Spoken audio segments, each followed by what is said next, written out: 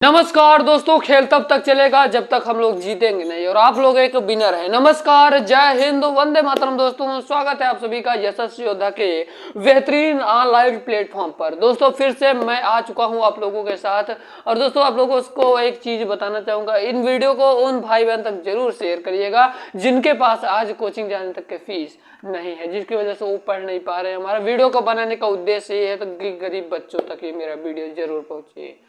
तो दोस्तों आज के वीडियो हम लोग संविधान के बहुत ही बेहतरीन टॉपिक नागरिकता से किस प्रकार के प्रश्न पूछे जाएंगे। अगर आज की वीडियो आपने देख लिया तो यकीन मानिए पेपर में बैठने के बाद नागरिकता से आने वाले सभी प्रश्नों को आप चीर कर आएंगे। ये मेरा दावा और मैं चैलेंज के साथ कहता हूं।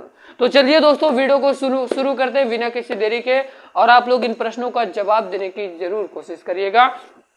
आपका पहला प्रश्न ये रहा आपकी स्क्रीन सामने। दोस्तों पहला प्रश्न की बात से पहले हम लोग जान लेते हैं नागरिकता होती क्या है। दोस्तों ये जो नागरिकता है, ये नागरिकता जो है, ये नागरिकता को हम लोग इंग्लिश में क्या कहते हैं? इंग्लिश में कहते हैं सिटीजनशिप। सिटीजनशिप कहा जाता है नागरिकता को। और नागरिकता किस में है? नागरिकता भाग 2 में है। पूछा जाए कि नागरिकता किस में है तो नागरिकता भाग 2 में है दोस्तों।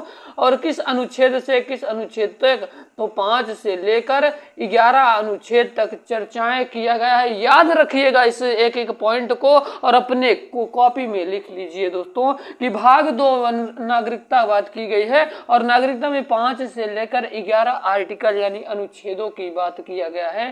पहले हम जान लेते हैं नागरिकता होती क्या है। दोस्तों कोई देश अपने मूल निवासियों को कुछ विशेष अधिकार देता है और इन अधिकारों को ही नागरिकता कहा जाता है। क्या मैंने बोला? फिर से सुनिएगा बड़े ध्यान से। कोई भी देश अपने मूल निवासियों को कुछ विशेष अधिकार देता है, इन अधिकारों को ही हम नागरिकता कहते हैं। भारत जो है अपना इंडिया है, इंडिया में एकहरी नागरिकता है। ये जो भारत है, भारत में अपने एकहरी नागरिकता है। हम केवल देश के नागरिक हैं। कुछ लोग आपसे अगर आज से प्रश्न पूछेंगे कि आप राज्य के निवासी हैं कि नागरिक, तो मेरे प्यारे विद्यार्थी याद रखिएगा आप लोग निवासी हैं। अगर होता कि राज्य के नागरिक हैं आप, राज्य के अगर नागरिक होते तो देश के भी नागरिक होते, तो दोनों चीज के जब नागरिक होते तो क्या होती? दोहरी नागरिकता होती। और अपने भारत में एकहरी नागरिकता है। इसलिए आप लोग समझ जाइए दोस्तों कि जो अपने भारत है एकहरी नागरिकता का मतलब हम लोग केवल भारत देश के नागरिक हैं और अपने राज्य के निवासी हैं। बड़े ध्यान से सुनिएगा, ये जो भारत का नागरिकता है, ये जो भारत की नागरिकता है, नागरिकता कहां से लिया गया है दोस्तों? नागरिकता याद रखिएगा ये ब्रिटेन से लिया गया है। नागरिकता किस देश से लिया गया प्रश्न में पूछे तो याद रखिएगा इन छोटे छोटे प्रश्न पॉइंट को, ये ब्रिटेन से लिया गया शब्द है दोस्तों। और आप सभी को बता दूं कि नागरिकता पर पहला विवरण अरस्तु जी ने दिया था।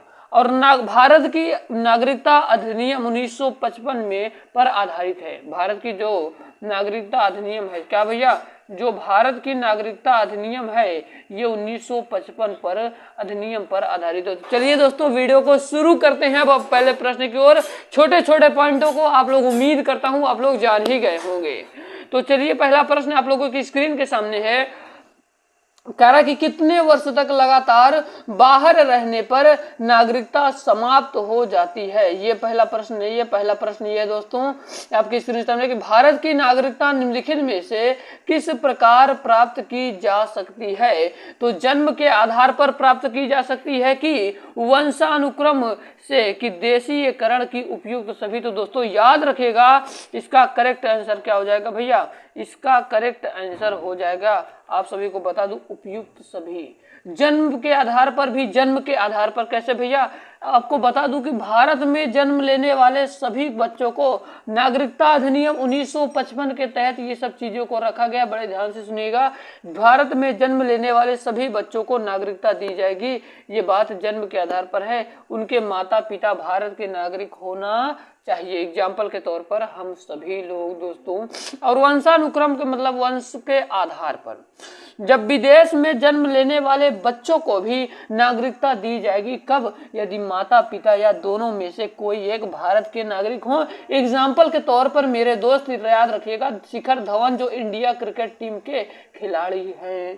ठीक है, अब चलते हैं हम लोग अपने अगले पॉइंट की ओर। करा कि देशीकरण। भैया ये जो देशीकरण क्या है, तो याद रखिएगा वैसे व्यक्ति जो भारत के किसी एक भाषा को जानते हैं, भारत के प्रति अच्छी सोच हो यानी कि सकारात्मक सोच हो, और वैज्ञानिक और कला में क्या हो भैया, निपुण हो, और लगातार भारत में 10 साल रहेंगे तो देशीकरण के आधार पर उनको नागरिकता प्राप्त हो जाएगी। इसका मतलब करेक्ट आंसर हो जाएगा ऑप्शन नंबर डी वाला, उपयुक्त सभी। क्या आपको नहीं समझ में आया? अगर कहीं डाउट हो तो कमेंट बॉक्स में कमेंट करके बता दीजिए, हम आपके पूरे डाउट को सॉल्व करेंगे दोस्तों। चलिए अब हम लोग चलते हैं अपने अगले प्रश्न की ओर। अब आपका अगला प्रश्न ये रहा है, कितने वर्ष तक लगातार बाहर रहने पर नागरिकता समाप्त हो जाती है? तो दोस्तों आप सभी को बता दूं, ये एक एक पॉइंट आपको जितने प्रश्न बता रहा हूं बड़े ध्यान से सुनिएगा, क्योंकि बताने वाले सारे प्रश्न आप सभी के लिए बहुत ही ज्यादा इंपॉर्टेंट कह सकते हैं, रामबाण है। तो ठीक है, तो आपको बता दूं कितने वर्ष तक लगातार बाहर रहने पर नागरिकता समाप्त हो जाएगी। तो याद रखिएगा 7 वर्षों तक बाहर रहने पर नागरिकता समाप्त हो जाएगी। सर और क्या क्या चीज करने पर नागरिकता समाप्त हो सकती है? तो दोस्तों आप क्या करने पर, आप देशद्रोह करने पर, देशद्रोही बनने पर हर इंसान की, जो इंसान करेगा उसकी नागरिकता समाप्त हो जाएगी। उम्मीद करता हूँ वीडियो में बताए गए सारे प्रश्न आपको समझ में आ होंगे। अगर आप देश विरोधी कोई काम करेंगे, या तो आप पागल हो जाने पर भी, या तो दूसरे राष्ट्र के प्रभाव में आ जाने पर गृह मंत्रालय द्वारा नागरिकता समाप्त कर दी जाएगी। किसके द्वारा भैया? याद रखिएगा, गृह मंत्रालय के द्वारा। तो चलिए अब हम लोग चलते हैं अपने अगले प्रश्न की ओर। अब आपका अगला प्रश्न ये रहा आपकी स्क्रीन के सामने। अब आपका अगला प्रश्न है कि भारतीय संविधान में नागरिकता के प्रावधान कब लागू हुए? ये रहा आपका अगला प्रश्न, जो कि बहुत ही महत्वपूर्ण है। भारत संविधान में नागरिकता के प्रावधान कब लागू हुए? तो याद रखिएगा दोस्तों कि जो भारतीय संविधान नागरिकता प्रावधान 1949 ऑप्शन नंबर बी वाला सही हो जाएगा। चलिए अब हम लोग चलते हैं अपने अगले प्रश्न की ओर। अब आपका अगला प्रश्न ये रहा आपकी स्क्रीन के सामने दोस्तों, कह रहा है कि संविधान द्वारा प्रदत्त नागरिकता के संबंध में संसद ने एक व्यापक नागरिकता अधिनियम कब बनाया? तो दोस्तों याद रखिएगा, ये जो नागरिकता अधिनियम बनाया था 1955 में बनाया था। 1955 में बनाया था। पहले मैं आपको बता दूं कि अनुच्छेदों की बात कर लेता हूं। इसमें कितने 5 से लेकर 11 तक की चर्चाएं किया गया है। अनुच्छेद 5 कहता है दोस्तों, अनुच्छेद 5 कहता है कि संविधान प्रारंभ में दी गई नागरिकता, यानी कि जब संविधान बना तो सभी लोगों को नागरिकता दे दी गई। उस समय जो क्या थे, इंडिया के अंदर थे, यानी जो भारत में थे। और अनुच्छेद 6 क्या कहता है? अनुच्छेद बड़े ध्यान से सुनिएगा। अनुच्छेद 6 कहता है कि पाकिस्तान से भारत आए लोगों को नागरिकता दी जाएगी, किंतु यदि वह संविधान बनने के बाद आएंगे तो नागरिकता नहीं मिलेगी। परमिट रूल 19 जुलाई 1948। अनुच्छेद 7 क्या कहता है कि आप भारत से गए पाकिस्तान, फिर लौट कर आए इंडिया, आपको भी नागरिकता दे दी जाएगी, परंतु पुनः लौट कर आएंगे दोस्तों। तो अनुच्छेद 8 में कहता है कि विदेश में गए भ्रमण करने या तो नौकरी करने गए तो आपकी नागरिकता को समाप्त करी नहीं जाएगी। ठीक है, अब आपका अनुच्छेद 9 कहता है, बस सुनिए दोस्तों, अनुच्छेद 9 कहता है कि विदेशी नागरिकता लेने पर भारत की नागरिकता समाप्त कर दी जाएगी। मेरे प्यारे विद्यार्थी, अगर आप किसी देश की नागरिकता ले लिए हैं तो आपकी नागरिकता को समाप्त कर दिया जाएगा। ये अनुच्छेद 9 कहता है। अनुच्छेद 10 में है कि भारतीयों की नागरिकता बनी रहेगी तब तक जब तक आप कोई देश विरोधी कार्य नहीं करते, अनुच्छेद 10 कहता है। और अनुच्छेद 11 में बताया गया कि नागरिकता संबंधी कानून संसद बनाती है। अगर आपसे प्रश्न में पूछ ले कि नागरिकता संबंधी कानून कौन बनाता है, तो याद रखिएगा आज से संसद बनाती है दोस्तों। यह जिम्मेदारी किसको? मोटा भाई यानी गृह मंत्रालय को दिया गया है।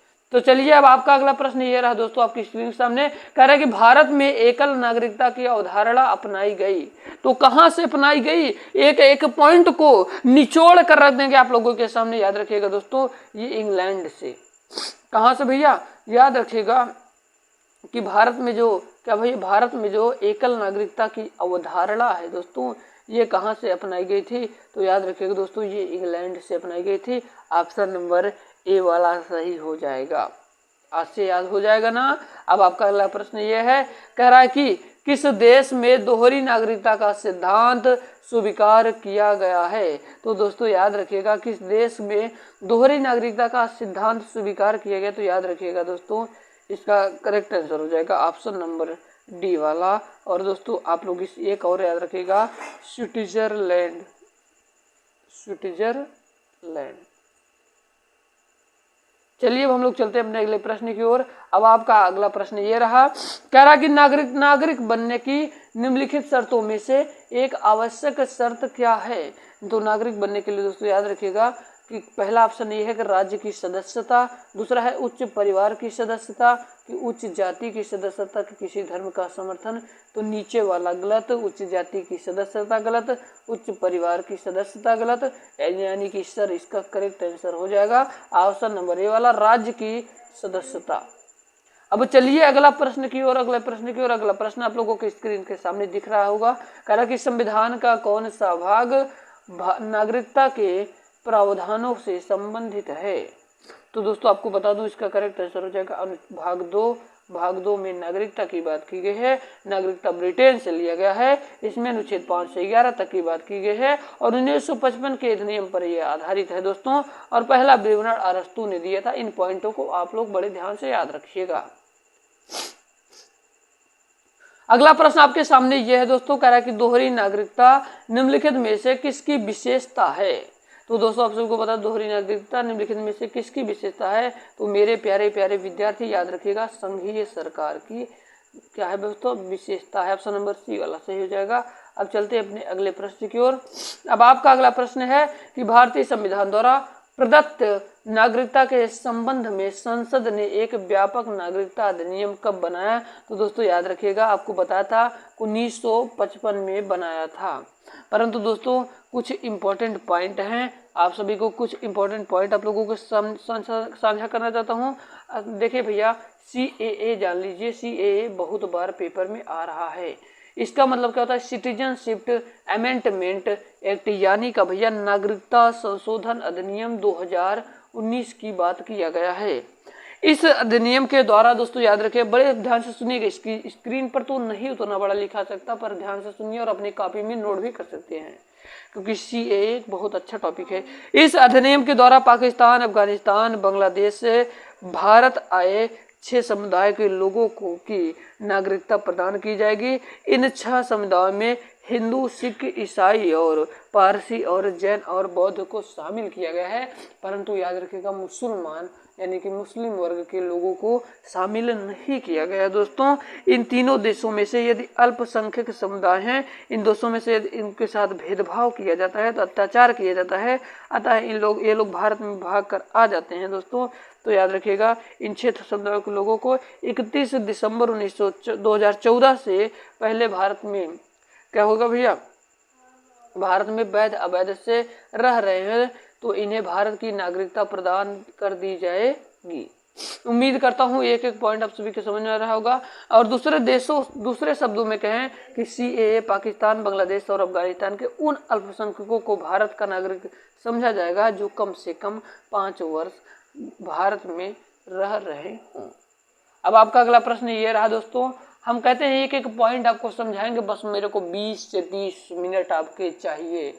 अगर आपने यकीन मानिए 20 से 30 मिनट दे दिया ना, तो आपको कोई भी प्रश्न आपको छूने की हिम्मत नहीं करेगा। अब आपका प्रश्न आपकी स्क्रीन के सामने रहा है। आपका अगला प्रश्न है, कह रहा है कि दोस्तों कि भारतीय संविधान के किस अनुच्छेद के तहत संसद को भविष्य में नागरिकता के संबंध में कानून बनाने का अधिकार प्रदान किया गया है। तो दोस्तों याद रखिएगा, इसका करेक्ट आंसर हो जाएगा अनुच्छेद 11। यह भैया संसद को है और जिम्मेदारी गृह मंत्रालय को दिया गया है। अब आपका अगला प्रश्न आपके स्क्रीन के सामने है, कह रहा है कि मार्शल नागरिकता में अधिकारों को शामिल किया गया है। तो याद रखिएगा दोस्तों, किसको शामिल किया गया है, नागरिक अधिकार, राजनीतिक अधिकार, सामाजिक अधिकार, इन सभी को, यानी कि करेक्ट आंसर हो जाएगा ऑप्शन नंबर डी वाला। अब चलिए, अब आपका अगला प्रश्न आपके सामने रहा दोस्तों, कह रहा कि किसने स्पष्ट किया है कि जो व्यक्ति किस राज्य के विधि निर्माण या न्याय प्रदर्शन में हिस्सा लेने में समर्थ होता है वह नागरिक है। तो दोस्तों याद रखिएगा इस चीज को अरस्तु ने कहा है। ऑप्शन नंबर ब वाला सही हो जाएगा। किसने? अरस्तु ने। अब आपका अगला प्रश्न है कि नागरिकता का प्रावधान भारतीय संविधान के किस भाग व किस अनुच्छेद में है? तो दोस्तों मेरे प्यारे विद्यार्थी याद रखिएगा ये भाग 2 और 5 से 11 में है। मैंने पहले ही बता दिया है आप सभी को एक एक पॉइंट। अब अगला है कि किस देश में दोहरी नागरिकता का प्रावधान है?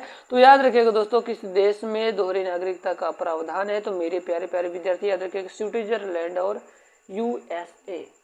यूएसए का मतलब अमेरिका। अगला प्रश्न आपके सामने ये है दोस्तों, कह रहा है कि प्राचीन यूनानी नगर राज्यों में अरस्तु के अनुसार नागरिक थे। तो दोस्तों याद रखिएगा इसका करेक्ट आंसर हो जाएगा अवकाश प्राप्त व्यक्ति। ऑप्शन नंबर स वाला सही हो जाएगा। थोड़ा सा जुकाम हुआ है तो दोस्तों वीडियो बनाने में थोड़ी सी दिक्कत आ रही है, तो आप लोग इसके लिए आप टेंशन मत लीजिएगा। आवाज तो समझ में आ रही होगी ना। अगला प्रश्न है भारतीय संविधान के अनुसार नागरिकता के अधिकारों का बना रहना किस अनुच्छेद के अनुसार है? बड़ा इंपॉर्टेंट क्वेश्चन है। आपको एक एक प्रश्न आपको फंसा सकता है। तो याद रखिएगा भारतीय संविधान के अनुसार नागरिकता के अधिकारों का बना रहना किस अनुच्छेद के अनुसार है? तो दोस्तों याद रखिएगा इसका करेक्ट आंसर कौन सा हो जाएगा? ऑप्शन नंबर ए वाला अनुच्छेद 10। अब आपका अगला प्रश्न है कि संविधान द्वारा प्रदत्त नागरिकता के संबंध में संसद ने एक व्यापक नागरिकता अधिनियम कब बनाया? तो दोस्तों याद रखिएगा इसका करेक्ट आंसर हो जाएगा 1955। ऑप्शन नंबर सा वाला सही हो जाएगा। दोस्तों अब आपका अगला प्रश्न ये रहा आपकी स्क्रीन के सामने, कह रहा है कि भारतीय संविधान के किस अनुच्छेदों में नागरिकता संबंधी प्रावधान किए गए हैं? तो दोस्तों याद रखिएगा इसका करेक्ट आंसर हो जाएगा अनुच्छेद 5 से 11। दोस्तों आज का लास्ट प्रश्न ये है, थोड़ा मेरा तबीयत ठीक न होने के कारण दोस्तों चलिए हम नागरिकता पर एक पार्ट और बना देते हैं, आप लोगों से वादा करते हैं दोस्तों, ठीक है। अगला प्रश्न है कि भारतीय संविधान निम्नलिखित में से कौन सी नागरिकता प्रदान करता है? तो दोस्तों याद रखिएगा आपको बता दो इसका करेक्ट आंसर हो जाएगा ऑप्शन नंबर ए वाला एकल नागरिकता, ठीक है। उम्मीद करता हूँ एक एक प्रश्न आप सभी के समझ में आएगा। अगर आपको समझ में आया तो वीडियो को लाइक जरूर करिएगा और चैनल को पे नया है तो चैनल को सब्सक्राइब करिएगा, क्योंकि आपको ऐसे इंटरेस्टिंग और जानकारी वाली वीडियो मिलती रहेगी। तो चलिए कल फिर हम ला देंगे दोस्तों एक वीडियो नागरिकता पर फिर आ जाएगा। आपको टेंशन लेने की कोई जरूरत नहीं, थोड़ा तबीयत खराब होने के कारण आज दोस्तों वीडियो को एंड हम यहीं पे करते हैं। जय हिंद, वंदे मातरम।